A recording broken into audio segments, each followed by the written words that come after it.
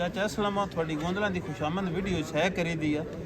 ते अज बस पुराने भी रह जाते हैं चौधरी शुएब राजे ते इफ्तारी है ते सारे संगी बैठे हैं ते गल भी अज असीं राजें दी करनी है जिसले पाकिस्तान बनया है ना सारियां कौमां हेठ उत्ते होंदियां रहियां किसा वोट मुस्लिम लीग ने दिते किसा यूनिस पार्टी दे सट लै दौड़ तो लैके सिखदे मादियां ताईं एक राजा कौम आई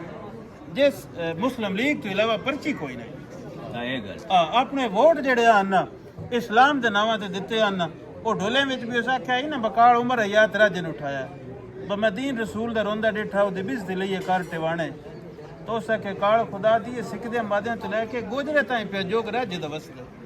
मैं एक सा गरा दे संकार पुराने राजे सारे जेड़े हैं वो बदीन रसूल के नावां ते पर्चियां दिंदे गए हैं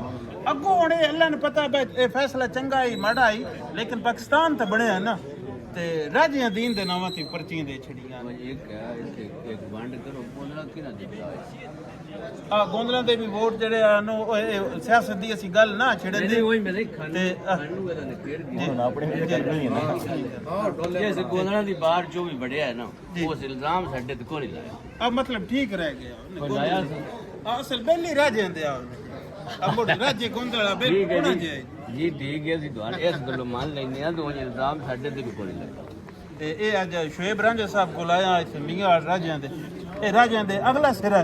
उस सिरे ते टोर की सिरे ते आए बैठे हैं ते माशाल्लाह बड़े बाबे होरी आए मोहम्मद असलम साहब रुस्तम बिरा